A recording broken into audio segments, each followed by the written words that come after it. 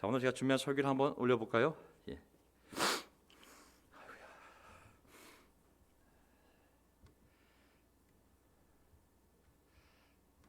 자,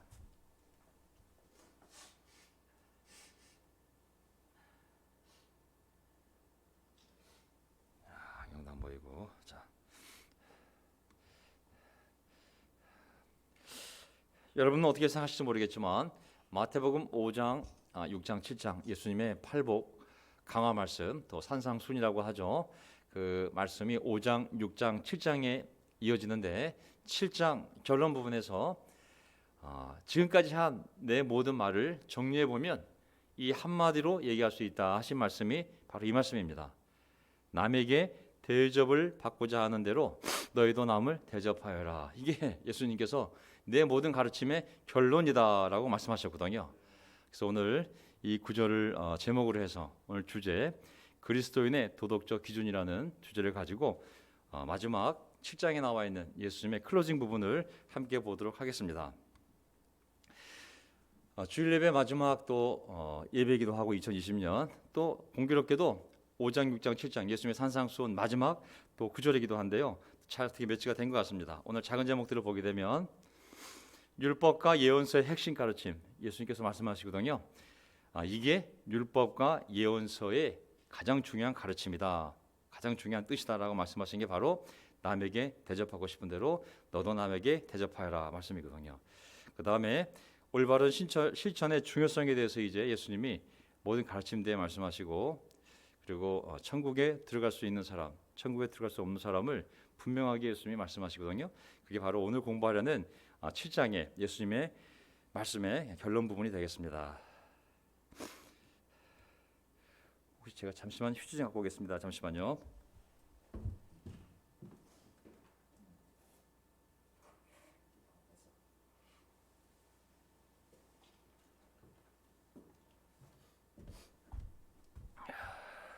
자, 오늘 율법과 예언서의 핵심 가르침, 율법과 예언서, 구약의 모세 율법과 그리고 모든 예언자들의 핵심 가르침이 무엇이냐? 자, 한번 보겠습니다. 마태복음 7장 12절. 그러므로 너희는 무엇이든지 남에게 대접을 받고자 하는 대로 너희도 남을 대접하여라. 이것이 율법과 예언서의 본뜻이다. 이게 결론이거든요. 앞부분에 쭉 5장, 6장, 7장에 이어서 맨 마지막 부분의 결론이 그러므로 큰 결론입니다. 너희는 무엇이든지 남에게 대접을 받고자 하는 대로 너희도 남을 대접하여라. 이것이 율법과 예언서의 본뜻, 율법과 예언서의 정신이다. 이렇게 말씀하셨거든요. 다른 번역본을 보게 되면 그러므로 무엇이든지 사람들이 너에게 해주기를 바라는 대로 너희도 그들에게 그렇게 해 주어라. 이것이 바로 율법과 예언서들이다. 그냥 직역을 하면 율법과 예언서들의 정신 뜻이 아니라 그냥 원래 문장을 보면 이것이 바로 율법과 예언서들이다 라고 바로 얘기해 버렸거든요. 그래서 오늘 이 구절, 이 얼마나 중요한 구절인지를 알 수가 있습니다. 자, 황금률이라고도 부르죠. 골든룰, 황금 도덕률이라고도 불립니다. 이 내용을 보게 되면 최소한 나의 이기심, 나를 사랑하는 자기 애를 기준으로 해서라도 남에게 대해줘라 라는 거거든요. 도덕률을 사람과 사람 관계에 있어서 지켜야 할 도리를 생각해 보았을 때 소극적인 도덕률과 적극적인 도덕률로 나눈다면 소극적인 것은 당신이 하고 싶은 것은 남한테도 하지 마십시오. 적극적 도덕률은 당신이 좋아하는 것, 당신이 받기를 좋아하는 대로 그대로 남에게 해 주십시오. 이렇게 나눌 수 있거든요. 그래서 이 하나님 말씀을 모르더라도 우리 양심의 기초에서 사람 관계에 있어서 무엇이든지 사람들이 너에게 해주기를 바라는 대로 너희도 그들에게 해주라. 이 말씀만 지킬 수 있어도 이 세상은 아름다워질 거라 믿습니다. 아멘. 뭐 모세율법 몰라도 뭐 십계명 몰라도 그냥 자기가 자기를 사랑하는 기준으로 남도 저걸 좋아하겠지라고 대해주면 된다는 거죠. 예. 자, 만약에 우리가 이제 한참 얘기할 때 만약에 예수님이었다면 어떻게 하셨을까? 그런 얘기 하는데 예수님 얘기 꺼내지 않아도 괜찮다고. 그냥 내가 이걸 좋아하는데 상대방도 이렇게 대해주기를 좋아하겠지. 그 기준만을 가지고라도 서로를 대해주라는 것이거든요. 네가 싫으면 그들도 싫을 거고, 인간의 보편적인 감정과 필요를 근거로 해서 너 이단 소리 듣고 싶지 않지? 그럼 어디 가서 다른 사람들 함부로 이단에 얘기하지 말라고. 네가 다른 사람의 구원을 함부로 정죄하고 판단하고 심판하면 다른 사람들도 너의 구원에 대해서 쉽게 정죄하고 판단하고 심판할 거라고. 네가 받고 싶은 게 있다면 그들도 똑같은 인간이기 때문에, 똑같은 심성을 가진 인간이기 때문에 그들도 그렇게 받기를 원할 테니까 그렇게 대해주라는 것이 바로 이 가르침의 정신인 것 같습니다. 자, 황금률이라고 불리우는 것으로 이제 예수님의 모든 가르침이 끝맺음을 맺는데요. 나머지는 이제 예화들입니다. 예언서와 율법서에 포함된 대로 하나님의 뜻의 핵심이라는 것을 우리가 생각하며 앞으로 모든 상황에서 우리의 인간관계를 지배하도록 이 원칙이, 이 도덕 원칙이 우리 인간관계를 지배하도록 노력한다면 우리가 사는 세상이, 또 우리 사는 교회 공동체가 얼마나 하나님 보시기에 훨씬 더 성숙하고 아름다운 도덕 공동체가 될지를 한번 생각해 보게 되는데요. 지난 날들을 뒤돌아보면 어려운 걸 하지 않아도 우리가 다시 이 구절 간단하거든요. 그러므로 너희는 무엇이든지 남에게 대접을 받고자 하는 대로 너희도 남을 대접하여라. 이것이 율법과 예언서의 본뜻이다. 이 구절. 모든 교회들이 선교, 미션, 전도, 성장 그러는데 그런 플랜카드를 다 내려놓고 각 교회가 이 말씀, 이게 가르침의 결론이니까 너희는 무엇이든지 남에게 대접을 받고자 하는 대로 너희도 남을 대접하여라. 이것이 율법과 예언서의 본뜻이다. 이 구절을 모든 그리스도인들이, 또 모든 교회가 1년 내내 이것을 교회의 기준으로 삼고 가르치고 서로 권면하고 살아간다면 세상이 좀 더 예수님을 닮은 교회와 가정과 신앙이 되지 않을까 싶습니다. 예. 자, 이제 예화로 들어갑니다. 예수님이 이제 예화로 들어가는데 첫 번째 예화가 바로 좁은 문으로 들어가라입니다. 7장 13절. 좁은 문으로 들어가거라. 멸망으로 이끄는 문은 넓고 그 길이 널찍하여서 그리로 들어가는 사람이 많다. 14절. 생명으로 이끄는 문은 좁고 그 길이 좁아서 그것을 찾는 사람이 적다. 전 여기 보게 되면 다시 볼게요. 13절. 좁은 문으로 들어가거라. 멸망으로 이끄는 문은 넓고 그 길이 넓어서 그리로 들어가는 사람이 많다. 자, 생명으로 이끄는 문은 좁고 그 길이 좁아서 그것을 참는 사람이 적다. 여기 보면 제가 가로친 부분 있죠. 너무나도 좁고 그 길이 비좁아서. 이거는 참 번역을 할 때, 새 번역으로 번역할 때 너무나도 짤 집어넣었어요. 거기다가 그냥 강조하기 위해서 그냥 좁으면 되는데 똑같은 단어인데 거기는 굳이 또 비자를 집어서 비좁아서라는 표현을 썼거든요. 저는 이제 지금부터는 그렇게 예수님이 가르친 가르침대로 우리가 5장, 6장, 7장대로 사는 것, 또 하나님에 대해서, 사람에 대해서, 마지막 결론 사람에 대해서 황금 도덕률을 가지고 네가 남에게 대접받기를 바라는, 남들이 나에게 해주기를 바라는 대로 너도 그대로 사람들에게 해주어라. 그게 모든 가르침의 핵심이다. 모세율법 그리고 모든 예언서 그 핵심이 바로 이렇게 하나님의 공동체를 만들어 가라는 것이다. 그 원리를 알려준 거거든요. 자, 근데 그 사는 삶의 길이 이제 좁은 문으로 좁은 길로 비유가 됐습니다. 그렇게 사는 것에 대해서. 근데 이제 보세요. 예수님의 이제 말씀의 핵심은 뭐냐면 지금부터 그것을 실천하는 사람이 쉽지 않다는 거죠. 그것을 듣고 이해하는 것은 쉬울지 모르지만 그렇게 사는 것이 이제 좁은 문, 좁은 길로 비유로 이제 예수님이 현실화시키는 겁니다. 우리는 이제 이 구절들을 주로 어디서 많이 보게 되냐면 우리만 옳다고 생각할 때, 다른 교회들을 판단할 때 항상 쓰는 구절이, 모든 교회들이 그들만 옳고 그들만 구원받았다고 쓸 때 쓰는 구절이 바로 이 구절입니다. 우리는 좁은 길이야.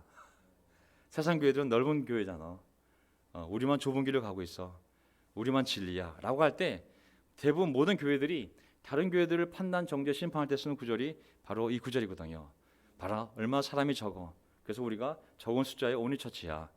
그렇게 쓰라고 이 구절을 준 것이 아니라, 이건 숫자의 개념이 아니라 구원받는 사람의 숫자의 개념이 아니라 신앙의 질, 삶의 질이 중요하다는 것을 말씀하고 있는 거거든요.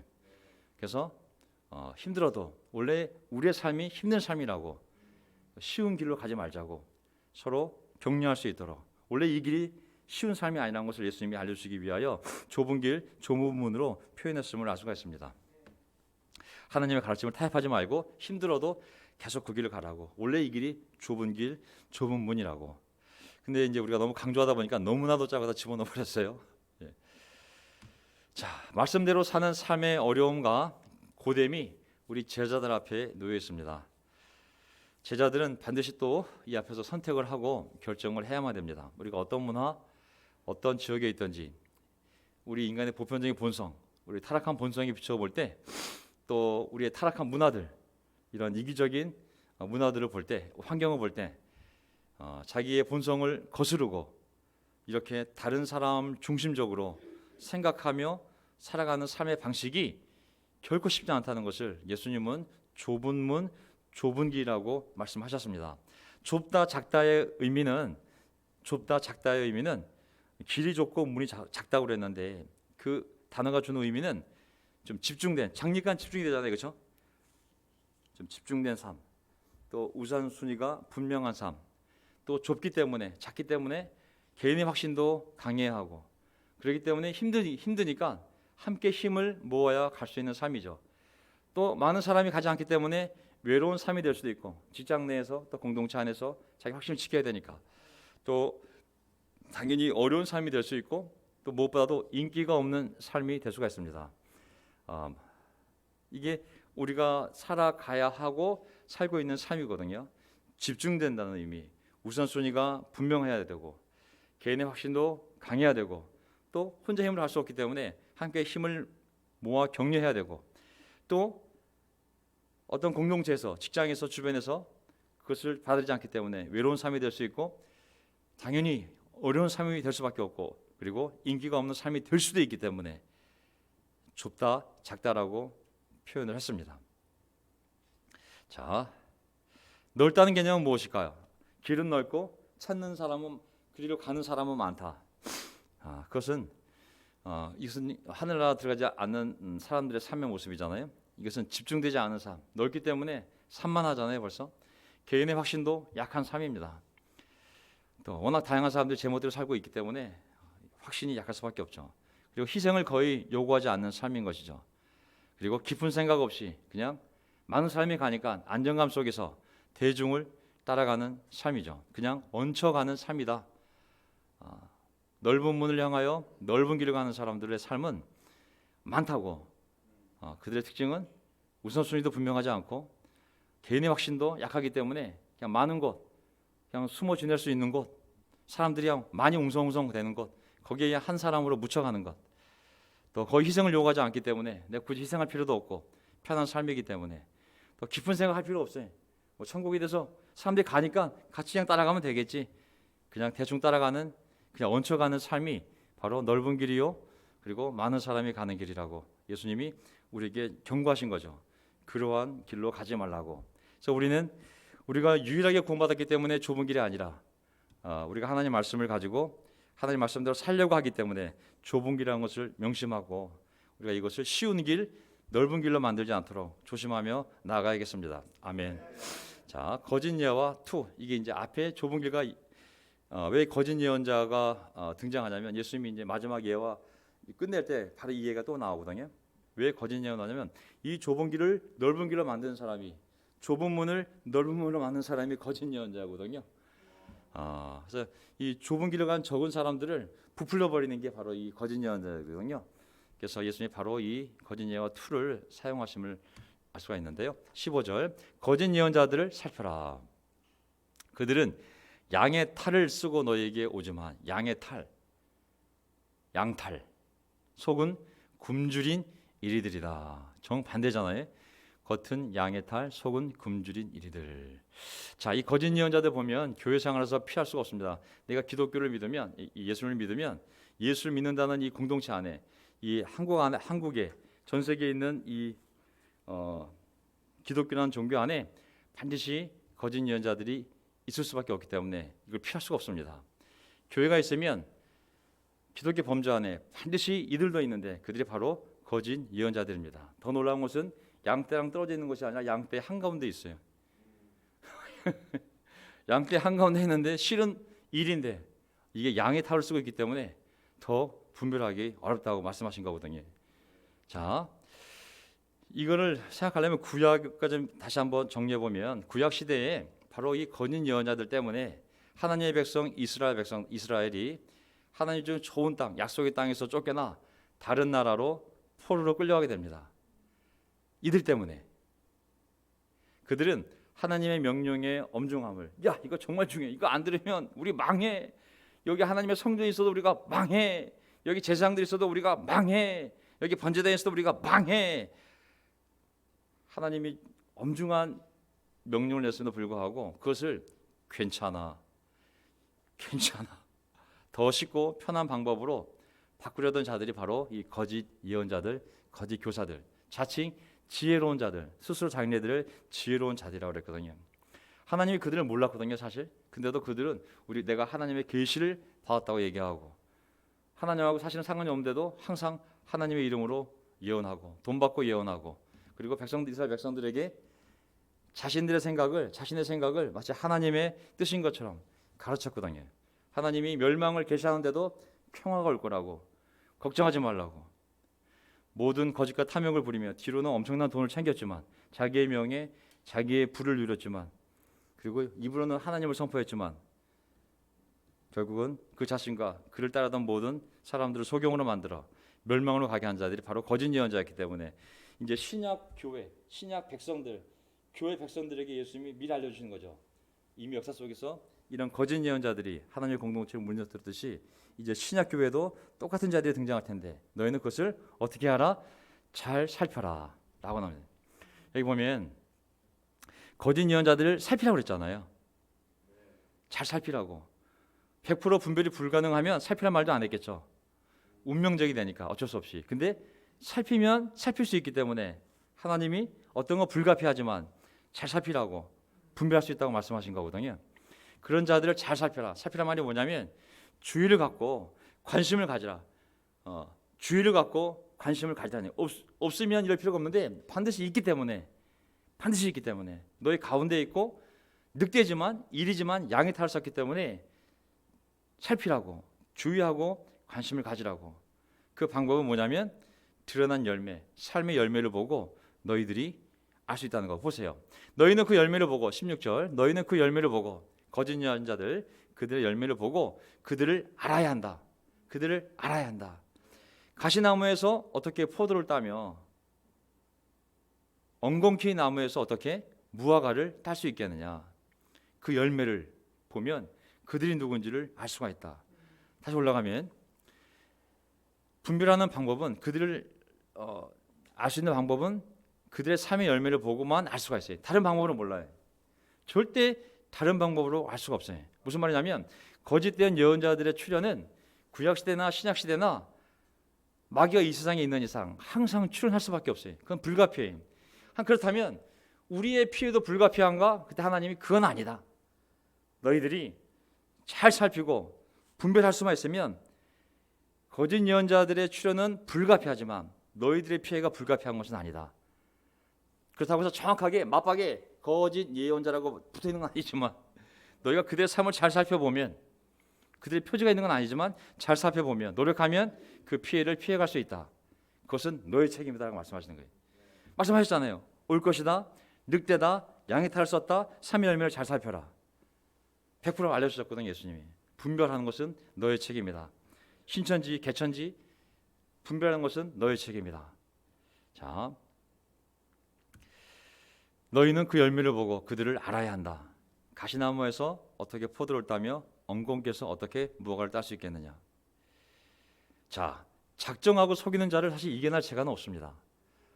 사실 이게 사기꾼을 그 자리에서 그의 언변, 그의 얼굴, 그의 웃음, 그의 눈물, 그의 논리, 그의 신학을 통해서 분별한다는 것은 불가능합니다. 그것은 저는 사기꾼들이 더 눈물을 잘 흘리는 것 같아요. 그리고 사기꾼들이 더 겸손한 것 같아요. 그 겸손이 우리가 절대 분별할 수 없습니다. 너무나 착하고 하지만 그 안은 늑대라고 얘기했거든요. 그들이 교회 안에 있을 거라고. 자, 작정하고 속인 자를 그 순간에는 이겨낼 수가 없습니다. 그러니까 보이스피싱도 당하지 않겠습니까? 어떨 때는 조심하는데도 너무 진짜 같아서 속고 또 손해와 피해를 볼 때가 있습니다. 영적으로도 마찬가지인데 요즘 유튜브 들어가서 우리가 설교도 많이 듣고 또 여러 가지 또 영적인 자료들을 접하기를 하는데 어떻게 보면 좋은 자료들도 참 많고 정말 옹한 것들이 넘쳐나는데 좋은 것들도 참 많고 정말 나쁜 것들도 또 넘쳐납니다. 또 잘 분별해야 되거든요. 근데 분별이 어려운 이유가 뭐냐면 그들의 삶을 볼 수가 없다는 거예요. 이게 그들의 동영상만 있지 그들의 삶을 볼 수가 없잖아요. 삶을 보려면 가까이서 살아가야 되는데 삶을 볼 수가 없고 그들의 가르침만 보기 때문에 이게 알 수가 없는 것이죠. 저는 저의 설교가 그런 분별에 도움이 되기를 바랍니다. 그게 아마 2차적인 수준에서의 노력이 되지 않을까 싶거든요. 자,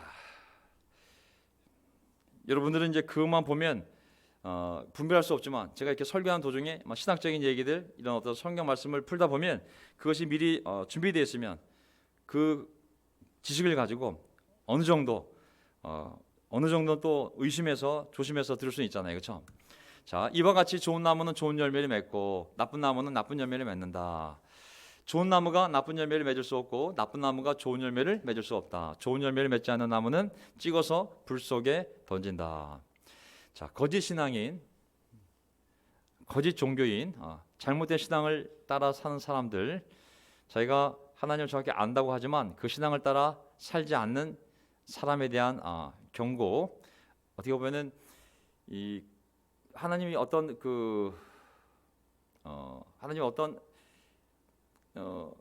아무리 악해도 그 악함을 감출 수 없게끔 하나님 만들어 놓은 게 뭐냐면 그 사람이 안이 빨가면 언젠가 빨간색이 나올 거라는 거죠. 그 사람이 검하면 속안이 말로 행동으로 잠깐 속일지 모르겠지만 언젠가 그 검은 게 나올 거라는 얘기죠. 나무가 열매하고 이게 가릴 수가 없잖아요. 거짓 예언자의 특징이 있어요. 구약이 다시 똑같아요. 거짓 예언자의 특징은 뭐냐면 그 안이 거짓이잖아요. 거짓이기 때문에 순간적으로 그걸 속일 수 있지만 시간이 지나면 그 본질에서 그의 본성에서 나오는 열매를 그가 안 만들고 싶어도 안 만들 수가 없는 거예요. 그래서 열매를 보고 알라는 것이거든요. 우리가 눈물로 지극한 겸손함으로 잠깐 삶을 속일 수 있을지 모르겠지만 시간이 지나면 그의 눈물과 겸손이 정말 그 사람의 본질이라면 그 열매가 나오겠죠. 하지만 그 사람의 본질이 그 사람의 그 안에 진짜 나무가 그렇지 않은데 그렇게 거짓으로 보인다면 언젠가 진짜가 드러날 거라는 것이죠. 잠깐 속일 수는 있지만 절대 그 열매를 속일 수가 없을 거라고. 삶의 열매이기 때문에, 마음의 열매이기 때문에. 그러니 그 열매를 보고 너희들이 잘 분별하는 것입니다. 자, 어쨌든 이 땅에서 만약에 분별이 안 되면 하나님에 의해서라도 분별이 될 거고 결국은 마지막 종말 심판할 때 그 거짓 선지자들은 대가를 치르겠죠. 어쨌든 중요한 것은 그의 주장이 아니라 그들의 삶을, 선한 삶을, 그들의 선한 삶, 그들의 열매를 잘 보라는 것입니다. 교리가 아니라 그들의 삶을 보라고. 삶과 교리가 있지만 교리가 완벽해서 믿는 것이 아니라 삶을 보라고. 그 공동체 안에서의 사랑, 그 공동체 안에서의 관계, 그 공동체 안에서의 그 진실됨, 그 열매들을 보면 그들이 믿는 교리가 어느 수준인지 어떤 것인지를 알 수 있다는 것이거든요. 그래서 우리 삶이 중요합니다. 아멘. 왜냐하면 이 구약도 마찬가지고 신약의 예수님 가르침도 마찬가지고 결국은 백성들의 삶의 기준을 얘기하는, 삶의 질을 얘기하는 거거든요.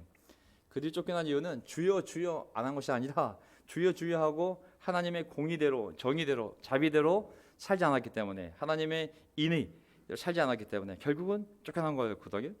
20절. 그러므로 너희는 그 열매를 보고 그 사람들을 알아야 한다. 이게 결론입니다. 그러므로 너희는 그 열매를 보고 그 사람들을 알아야 한다. 거짓 교사들, 거짓 예언자들을.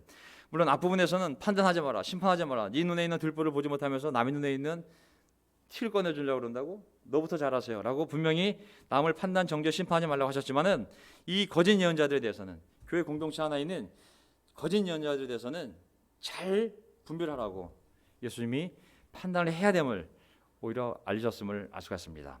자, 다음에 열매를 맺는 것은 이제 결론입니다. 한 사람이 신앙 열매를 맺는 것은 그 사람의 내적 본질과 필연적으로 연관된다는 것을 예수님께서 분명하게 알려주신 것입니다. 안이 가시 나무면 언젠가 안이 가시 나무인데 지금은 밝게 행동한다면 지금은 통할 수 있겠지. 하지만 시간이 지나면 가시가 나올 거라고. 왜? 그 내적 본질이 가시기 때문에 열매도 가시가 될 거라고. 그 가시가 보일 때 그 나무를 판단하라고. 하지만 그 사람이 진짜 그 안에 감람나무라면 지금 당장은 어려움 속에서 어떤 모습일지 모르겠지만 시간이 지나면 반드시 감람나무 열매가 나올 거라고. 우리가 시간이 지나면 열매를 통하여, 세례 숫자가 아닙니다. 그 사람의 신앙의 열매를 통하여 알게 될 거라. 그때 우리 거짓 예언자들을 분별합니다. 자, 저는 우리가 거짓 예언자는 속지 않는 방법 중에 하나가 뭐냐면 숫자에 속지 않는 겁니다. 숫자. 이때 열매는 열매 숫자를 얘기하는 것이 아니거든요. 근데 거짓들은 주로 숫자로 많이 하죠. 숫자로. 거짓들은 김일성이, 김정일이, 김정은이 보십시오. 엄청난 그 숫자의 동원, 숫자가 엄청나게 되면 그 숫자가 진리처럼 느껴질 때가 있거든요. 많은 교회들이 숫자적인 성장을 하려고 하잖아요. 숫자가 많아지면 그것이 그 교회의 성장인 것처럼. 하지만 예수님은 여기서 숫자를 얘기한 것이 아니라 좁은 길, 좁은 문도 당연히 숫자가 아니겠죠. 하지만 여기서 얘기하는 것은 뭐냐면 삶의 질을 얘기하는 거거든요. 도덕적 삶이라는 선한 열매의 삶이라는 도덕적 삶을 얘기한 것이지 얼마나 빨리 숫자가 늘어나느냐를 얘기하는 것이 아닌 거거든요. 그래서 저는 뒤돌아보면 거짓 예언자들의 특징이 뭔지 숫자를 강조한다는 것. 숫자는 묻어버리는 거예요. 자기의 어떤 그런 거짓됨을 숫자는 묻어버리는 거지. 세상도 누가 좋은 지점장입니까? 부하 직원을 잘 돌보는 사람이 좋은 상사입니까? 아니면 실적을 팍팍팍 올리는 사람이? 예. 하지만 인간적 관점에서 보면 실적이 중요한 것이 아니라 사람들을 돌보는 리더가 중요한 리더지만은 세상적 관점에서 보면 숫자를 늘리는 사람이 훌륭한 사람이잖아요. 물론 둘 다 잘하면 아멘, 더 훌륭한 사람이겠죠. 하지만 뒤돌아보면 교회 안에 많은 거짓 예언자들이 숫자로서 자기의 진실됨을 은폐하는 경우를 제가 많이 봤다는 것을 알려드립니다. 자, 예와 3. 천국에 들어갈 수 있는 사람, 그리고 천국에 들어가지 못하는 사람. 이게 이제 예수님이 마지막 든 예화거든요. 천국에 들어갈 수 있는 사람, 천국에 들어갈 수 없는 사람. 자, 나더러 주님 21절, 7장 21절. 나더러 주님 하는 사람이라고 해서 다 하늘나라에 들어가는 것이 아니다. 지금 예수님 보고 마지막 날에 심판 날에 주님 하는 사람이 다 하늘나라에 들어가는 것이 아니다. 하늘에 계신 내 아버지의 뜻을 행하는 사람이라야 들어간다. 이게 분명히 이제 실천을 강조했는데, 자, 나더러 주님 하는 사람이라고 해서 다 하늘나라에 들어가는 것이 아니다. 하늘에 계신 내 아버지의 뜻을 행하는 사람이라야 들어간다.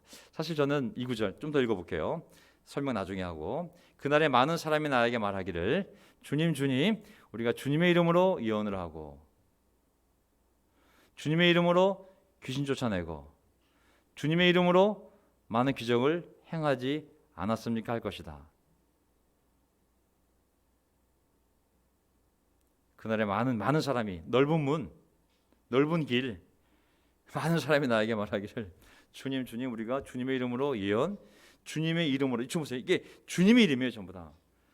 주님의 이름으로 예언을 하고 주님의 이름으로 축상, 귀신 쫓아내고 주님의 이름으로 많은 기적을 행하지 않았습니까? 할 것이다. 이거 보게 되면 다시 처음부터 나더러 주님 하는 사람이라고 해서 다 하늘나라에 들어가는 것이 아니다. 하늘에 계신 내 아버지의 뜻을 행하는 사람이라 들어간다. 하늘에 계신 내 아버지 뜻을 행하는 사람이 들어가는데 이 사람은 들어가는데 못 들어가는 사람이 누구냐면 주님의 이름으로 예언을 하고 주님의 이름으로 귀신을 쫓아내고 주님의 이름으로 많은 기적을 행하지 않았습니까? 라고 주장하는 사람은 거꾸로 못 들어간다고 그랬잖아요. 그럼 다시 가보면 그때 내가 그들에게 분명히 말할 것이다. 너는 내 이름으로 뭘 했다고 그러는데 나는 너희를 도무지 알지 못한다. 불법을 행하는 자들아 내게서 물러가라. 굉장히 저는 이 구절을 언제 저도 많이 썼거든요. 또 언제 제일 많이 들었냐면 다른 교회 정죄할 때 많이 씁니다. 우리는 유일하게 구원받은 교회야.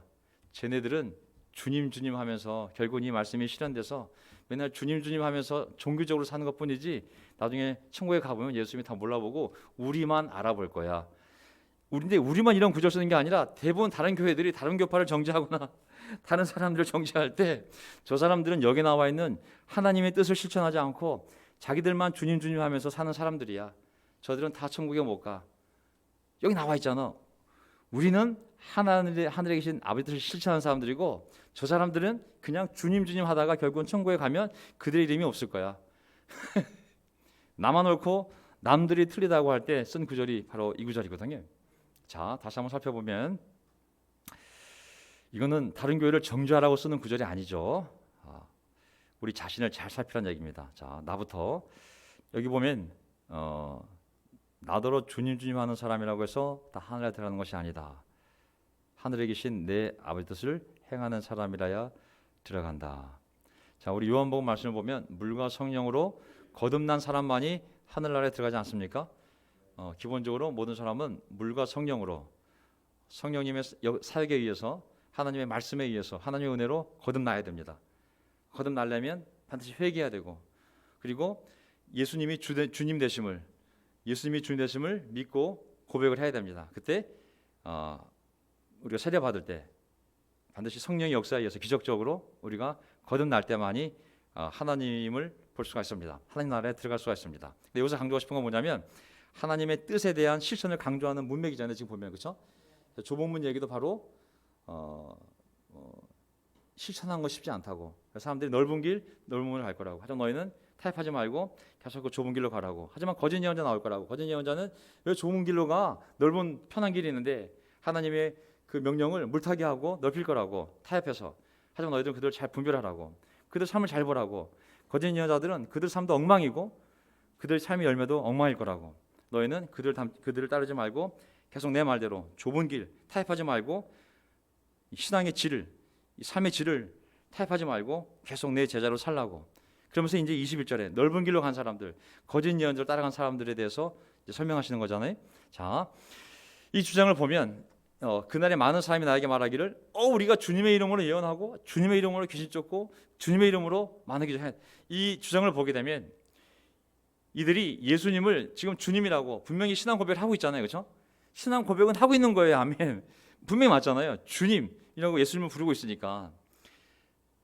근데 첫째는 그들이 주님의 이름으로 예언, 병 고침, 귀신 쫓음 기적을 행했다고 하는데 사실은 그 사실 여부를 우리가 확인할 수는 없어요. 그렇죠? 그들이 했다고 하지만 진짜 그들이 이렇게 했는지 안 했는지는 우리가 알 바가 없는 것이죠. 알 바가 없는 것이죠. 저는 많은 이제 은사주의 이런 어떤 성령을 통해서 막 방언하고 성령을 통해서 막 병 고치고 성령을 통해서 막 보이지 않는 기적을 행한다는 그 많은 사람들의 교회들을 보면 거기 많은 거짓이 있거든요. 사실 많은 거짓이 있거든요. 사람을 속이는 눈에 보이지 않기 때문에 우리가 알 수가 없는 거예요. 사실은 무슨 말 하더라도. 자, 여기 보면 예수님의 답변을 보게 되면 나는 그들에게 분명히 말할 것이다. 난 너희를 도무지 알지 못한다. 도무지 알지 못한다는 얘기가 뭐냐면 이 사람들이 처음부터 아예 거듭나지를 않은 자들이에요. 사실은 처음부터 거듭나지 않았기 때문에 하나님과 전혀 관계가 없는 사람들이에요. 사실은. 왜냐하면 도무지 알지 못한다. 네가 처음에는 뜨거웠었는데 나중엔 네가 식었지. 요한계시록의 라우디아 교회도 아니에요. 존재 자체를 예수님이 모르고 있어요. 넌 아싸리 영적으로 거듭난 사람이 아니라고. 그리고 두 번째, 그들의 주장과는 달리 예수님의 답변을 보게 되면 그들은 스스로 예수님의 이름으로 계속 영적인 척하고 있지만 너는 영적인 자들이 아니라 악을 행하는 자들이라고 말씀하시는 거거든요. 이걸 보았을 때, 결론적으로 보았을 때 사실 그들은 예수님, 하나님 아버지, 성령님의 이름을 팔아 자신들의 탐욕을 채웠던 거짓 종교인들임을 알 수가 있습니다. 그들이 예수님, 하나님 아버지, 성령님의 이름을 팔아 자신들의 탐욕을 채웠던 거짓 종교인들임을 알 수가 있습니다. 거짓 예언자가 되었던 아니면 그들을 따르는 사람이 되었던. 예수님이 강조하고 싶은 것은 뭐냐면 신앙에서 중요한 것은 내가 가르친 이 가르침대로 도덕적으로 실천하는 것이 중요하다는 것을 말씀하고 계시거든요. 그 사람들이 주장하는 것, 귀신을 쫓아내고 막 예언을 하고 막 병을 고치고. 근데 예수님이 그거를 받아들이지 않거든요. 그들은 설사 그 이름으로 외치고 정말 귀신 쫓아낸지 모르겠지만 사도행전도 그런 예가 나오지만 믿지도 않는 자들이 그냥 예수의 이름으로 명령하느니 귀신아 나가라더니 믿지도 않는 자들이 그 예수란 이름에 영적 권위가 있는 줄 알고 그 말을 막 사용하잖아요. 하지만 예수님이 분명히 하는 것은 예수님과 인격적인 관계가 분명히 없고 영적으로 태어나지도 않았고 그리고 그들이 영적인 단어를 사용해서 영적인 척하는지 모르겠지만 도무지 알지도 못하는 오히려 악을 행하는 자들이라고 그랬거든요. 그래서 중요한 것은 저는 우리가 도덕적인 하나님 말씀대로 도덕적으로 사는 삶이 가장 중요하다. 귀신을 쫓아내고 막 예언을 행하고 기적을 일으켜 이런 것이 중요한 것이 아니라 예수님의 가르침대로 도덕적으로 실천하며 사는 삶, 하나님 말씀대로 영적으로 태어난 다음에 성령의 인도를 따라 5장, 6장, 7장에 나와 있는 그런 도덕적 가르침대로 우리가 인간 사회에서 네가 남에게 대접받고 싶은 대로 남에게 그대로 대접해 주라는 이 말씀을 실천하는 삶이 가장 중요한 것임을 말씀하신다고 믿습니다. 아멘. 이 삶이 없이는 하늘나라에 절대로 들어갈 수 없다고 말씀하신 거거든요. 자, 여기서 끝내겠습니다. 이제 마지막 한 구절이 제가 주중 예배 때 할 시간이에요. 그게 이제 반석에 지은 집이거든요. 반석에 지은 집을 마지막 예화로 해서 모든 예수님의 이제 5장, 6장, 7장 말씀이 끝납니다. 그래서 그것도 결국은 내 말을 듣고 실천하는 사람에 대한 말씀이 강하거든요. 내 말을 듣고 실천하는 사람은 반석 위에 집을 지은 사람 같다. 어떤 어려움이 와도 절대 흔들리지 않는다. 하지만 내 말을 듣지 않거나 내 말을 들었어도 신앙을 고백해도 귀신을 쫓아내고 방언을 하고 그리고 병을 고치고 아무리 예언 따리 소리를 지거려도 네가 내 가르침대로 도덕적으로 살지 않는다면 그것은 모래 위에 지은 인생과 같다라고 말씀하신 거거든요. 그래서 그것은 주중 예배 때 이제 그 구절을 사용해서 우리가 2021년도 얼마나 우리가 삶에서 자그마한 것부터 이런 도덕률을 실천하는 것이 중요한지를 함께 공부하도록 하겠습니다. 자, 어쨌든 오늘 공부한 내용을 보게 되면 완전한 거짓 예언자들은 처음부터 빗나간 자들이지만 또 우리가 조심해야 될 것은 우리 신앙의 고백뿐만 아니라 신앙의 실천이 얼마나 중요한지를 말씀하신 거잖아요. 뭐 입으로는 주님, 주님, 주님 얘기했지만 신앙의 실천이 이런 도덕적 실천이 이루어지지 않았을 때 예수님이 오히려 악을 행하는 자라고 말씀하셨던 것처럼 우리 삶에 정말 이렇게 자그마한 거라도 우리 삶에 어떤 것이 실천이 이루어져서 그 실천이 우리가 누군지를 증명하는 그러한 놀라운 2021년도가 이루어지기를 바랍니다. 아멘. 저는 더 확신이 들었습니다. 마태복음 28장 가서 전도하라가 중요한 것이 아니라 가서 사람을 데리고 와라가 중요한 것이 아니라 숫자를 늘려라가 중요한 것이 아니라 더 중요한 것은 하나님의 자녀답게 우리가 살도록 노력하는 것. 저는 그래서 2021년도에 우리의 사랑하는 가족들이 우리의 기도를 말미암아 우리 교회에 올 수 있도록. 그러면 우리 삶이 바뀌어야 되잖아요. 저는 우리 강승만 형제가 여동생을 데려오는 모습을 보고 가장 큰 인스피레이션을 받았어요. 저도 여동생이 있고 또 우리 교회에서 세례받고 떠났던 어머님도 있고. 근데 그들이 어떻게 오냐면 교리로 오지 않거든요. 절대 그러지 않고.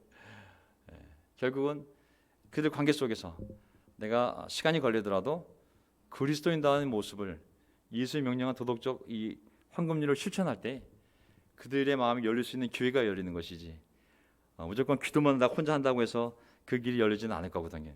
그래서 제가 2021년도에 이 꿈이 열매를 맺기를 간절히 바라고 있습니다. 그래서 제 여동생도 만났고 제 누나도 만났고 또 다시 가족들 다 모여서 만나면서 제가 하나씩 제가 이 꿈을 지금 이뤄가고 있습니다. 자, 오늘 마지막 기도를 이제 제가 할 건데요. 저는 예레미야 17장을 보게 되면 제가 이제 예레미야 17장하고 다음 주에 이제 같이 이제 우리가 공부하려고 그러는데 마지막 주중예배 설교를 예레미야의 기도가 있습니다. 그 예언자로서의 호소하는 기도거든요. 근데 이 기도문이 참 와닿았어요. 그래서 오늘 제 마지막 기도를 이 예레미야 17장의 예레미야의 기도를 같이 읽으면서 이 기도문으로 오늘 저의 설교를 마침과 동시에 마지막 기도를 마치려고 합니다. 자, 그래서 제가 오늘 이 기도문을 제가 기도하는 것처럼 같이 본문을 삼아 기도드리겠습니다. 제 기도가 끝나면 마지막 찬송하시고 오늘 모든 예배 마치도록 하겠습니다. 주님, 하나님, 저를 고쳐 주십시오. 그러면 제가 나을 것입니다. 저를 살려 주십시오. 그러면 제가 살아날 것입니다. 주님은 제가 찬양할 분이십니다. 백성이 저에게 빈정거리는 말을 하는 것을 들어보십시오. 하나님께서는 말씀으로만 위협하시지 별것도 아니지 않느냐. 어디 하나님이 위협한 대로 되게 해보시지 합니다. 그러나 저는 목자가 되지 않으려고 도망을 가거나 주님 섬기기를 피하려고 하지도 않습니다. 재앙의 날을 오게 해달라고 간구하지도 않았습니다. 하나님께서 보시는 앞에서 제가 아뢰었으므로 하나님께서는 제가 무엇을 아뢰었는지를 알고 계십니다. 저를 무섭게 하지 마십시오. 하나님은 재앙의 날에 나의 피난처입니다. 저를 박해하는 사람들이 수치를 당하게 하시고 제가 수치를 당하지도 않게 하여 주십시오. 그들이 무서워 당황하게 하시고 제가 무서워 당황하지는 않게 하여 주십시오. 이전에 그들에게 재앙의 날이 오게 하시며 갑절의 형벌로 그들을 멸망시켜 주십시오. 아버지 하나님, 오늘 마지막 주일 예배를 사랑하는 형제자매들과 함께 또 교회 건물에서 또 집에서 또 제 육신의 형도 이곳에 와서 함께 주님 앞에 예배를 드립니다. 제 아내와 또 우리 승만 부부와 정말 어려운 가운데 하나님이 각기 있게 한 그곳에서 우리가 주님의 말씀 마태복음 7장 말씀을 가지고 오늘 주님 앞에 나아갔습니다. 하나님께서 찾는 자는 영과 진리로 예배를 드리는 자를 찾는다고 말씀하셨는데 저희가 그렇게 한 해를 살아왔기를 주님의 보시기에 주님의 눈으로 보시기에 저희가 작은 숫자요 초라한 곳이지만 주님 보시기에 영과 진리로 예배를 드리기 위하여 노력했던 교회로 기억되기를 간절히 바랍니다. 하나님께서 우리에게 요구하시는 것은 완벽한 교회도 아니요 완벽한 교리도 아니요 우리에게 원하시는 것은 주님의 말씀대로 겸손하게 우리가 서로를 대하며 존중하며 살아가는 것임을 다시 한번 깨닫게 됩니다.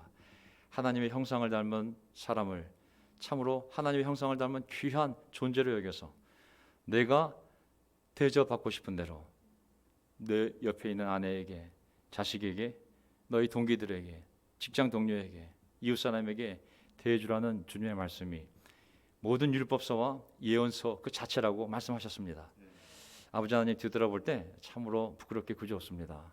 세상을 복음화시키는 것보다 옆에 있는 한 이웃에게 이런 마음으로 대하는 것이 주님을 기쁘게 하는 것임을 이 나이에 이제 와서야 다시 깨닫게 됩니다.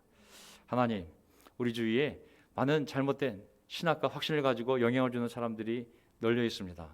하지만 주님, 우리가 지혜롭게 잘 분별하여 그들 가운데 우리에게 도움을 주는 사람들의 강연과 또 설교를 통하여 도움받게 하시고 하지만 우리가 멀리해야 될 사람들을 잘 분별해서 하나님을 따라가는 길에서 좌로나 우로나 치우치지 않도록 도와주시기를 간절히 바랍니다. 또 아버지 하나님, 우리가 주님의 이름으로 예언을 하고 주님의 이름으로 귀신을 쫓아내고 주님의 이름으로 질병을 고친다 한들 우리가 주님의 말씀을 온전히 이 도덕률을 실천하지 않는다면 우리가 스스로 영적인 척하나 유일하게 구원받는 사람인 척하나 하나님께서 나는 너를 알지 못한다고 이 약한 자들아 내게서 떨어질 거라는 그 무서운 주님의 심판의 말씀이 내 귀에도 들릴 수 있음을 기억하며 겸손하게 내 옆에 있는 동료 그리스도인들을 존중하며 우리가 좁은 길을 타협하지 않고 갈 수 있도록 도와주시기를 간절히 바랍니다. 2021년도 코로나가 어떻게 될지 또 우리의 삶이 어떻게 될지 우리 자녀와 우리 건강이 어떻게 될지 우리 시장이 어떻게 될지는 1%도 알지 못하나 우리가 먼저 하나님의 나라와 의를 구하며 성령님의 손을 잡고 한 걸음 한 걸음 나아갈 때 좁은 길로 보이는 그 길이 좁은 문으로 보이는 그 문이 가장 확실하고 가장 안전하고 가장 복된 길임을 저희가 확신할 수 있도록 주님 그 증거를 저에게 보여주시옵소서. 오늘 이 예배를 주님 앞에 올려드리오며 이 모든 기도 우리의 주님이신 예수 그리스도의 이름으로 기도합나이다. 아멘.